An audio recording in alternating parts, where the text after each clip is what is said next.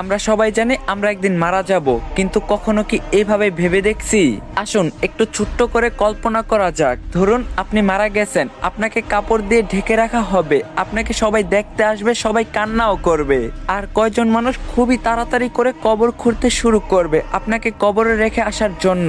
আর কেউ বাজারে যাবে আপনার জন্য সাদা কাপড় কিনে আনতে।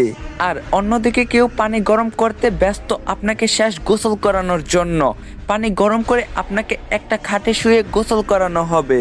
তারপর আপনাকে একটা সাদা কাপড় পরানো হবে, সাথে একটু সুগন্ধিও লাগিয়ে দিবে।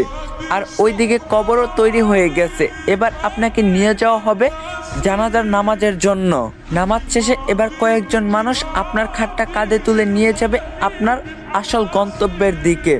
কবরে নিয়ে গিয়ে দুইজন মানুষ আপনার কবরে নেমে আপনাকে খুবই আস্তে করে কবরে শুইয়ে দিবে। সাদা কাফনে মোড়ানো আপনার লাশের বাঁধন খুলে দিবে আর আপনার মুখটা বের করে দিবে। তারপর তারা উঠে আসবে আপনাকে একা রেখে। তারপর আপনার কবরের উপর বাঁশ বিছানো হবে ঢেকে দেওয়ার জন্য। এবার সবাই আপনার কবরে মাটি দিচ্ছে আর চলে যাচ্ছে। আপনার উপরে বিছানো বাঁশের ফাঁকা দিয়ে আপনার উপর কিছু মাটিও পড়ছে।